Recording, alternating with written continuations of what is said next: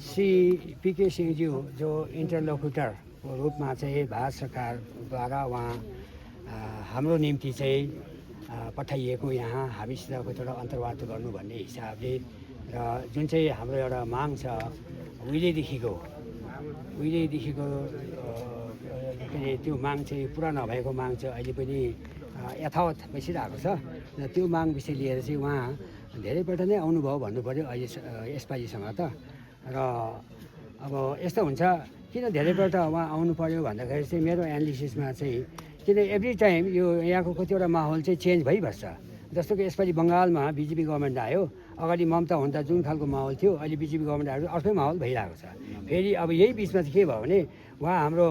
पीके सिंहज्यू इन्टरलोक्युटर र फेरि हाम्रो राजु विष्टज्यू पनि भयो त्यहाँदेखि फेरि बङ्गालको जुन चाहिँ अब चिफ मिनिस्टर हुनुहुन्छ उहाँहरूभित्र फेरि हाम्रो यो विषय लिएर चाहिँ हाम्रो जुन चाहिँ पोलिटिकल डिमान्ड छ उहिलेदेखिको त्यो विषय लिएर केही चर्चा पनि त्यहाँ भयो कलकत्तामा अनि त्यो भएपछि चाहिँ हामी सम्पूर्ण गोर्खा जातिमा चाहिँ एउटा मनमा एउटा कौतुलता बढ्यो कि के चाहिँ भयो त्योभित्र हाम्रो फेभरमा भयो कि हाम्रो डिसफेभरमा भयो कि या त कुनै अरू लाइन भयो कि भन्ने यो कुरो पनि आज हामीले अलिकति जान्नु चाहेको थियौँ अनि एकजना भाइले हाम्रो टिममा चाहिँ उहाँले सोध्नुभयो यो विषय लिएर अन्त उहाँले अब सबै कुरो त अहिले भन्न सकिँदैन तर जो भयो राम्रै हुनेवाला छ भनेर उहाँले यो चाहिँ भन्नुभयो र त्यसो हुँदाखेरि हामीलाई पनि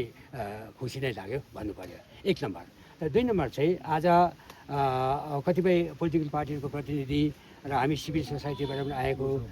भनौँ अब जतिसक्दो त बुद्धिजीवीहरू नै हामी यहाँ भेला भएको थियौँ एउटा टिम भएर उहाँलाई भेट्यौँ र भेटेर फेरि पनि हामीले अर्को पटक फेरि उहाँलाई हामीले भन्यौँ कि जतिसक्दो चाहिँ पहिला कुरा चाहिँ के हुनुपर्छ भन्ने हाम्रो लागि चाहिँ हाम्रो माग चाहिँ छ बङ्गालबाट चाहिँ छुट्टिने बङ्गालबाट चाहिँ सधैँको लागि छुट्टिने अनि यता छुटिएर चाहिँ हामीले कुन खालको अब पोलिटिकल सल्युसन चाहिँ पाउने भन्नेमा चाहिँ अब यस्तो खालको पोलिटिकल सल्युसन होस् जसले चाहिँ अरू राज्यहरूको जस्तै अरू युनियन टेरिटोरी जस्तै हाम्रो पनि स्ट्याटस चाहिँ हुन सकोस् हाम्रो चिनारी चाहिँ हुन सकोस् भन्ने हिसाबले चाहिँ हामीले त्यो पोइन्ट चाहिँ त्यहाँ राख्यौँ अनि उहाँले भन्नुभयो कि अहिले एकदमै अब सेन्ट्रल गभर्मेन्ट पनि अहिले सिरियस छ तपाईँहरूको यो माथि चाहिँ केसमाथि चाहिँ स्टेट गभर्मेन्ट पनि सिरियस नै छ र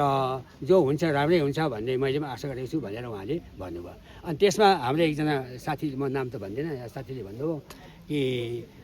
तपाईँ पनि अब यसमा एउटा महत्त्वपूर्ण भूमिका तपाईँ निभाउनु हुँदैछ र तपाईँमाथि नै हाम्रो एउटा विश्वास छ भनेर उहाँले भन्नुभयो त्यसमा मैले फेरि थपेर गएँ साँच्चै विश्वास मात्रै होइन तपाईँको के हुन्छ भने चाहिँ हाम्रो गोर्खे समाजले चाहिँ एउटा कुरो के सम्झेको छ भने तपाईँमाथि चाहिँ हामीले जति मागेको चिज चाहिँ पायो भने the credit goes to you भनेर पनि हामीले सोचेको छौँ है भनेर मैले भन्ने त्यति हो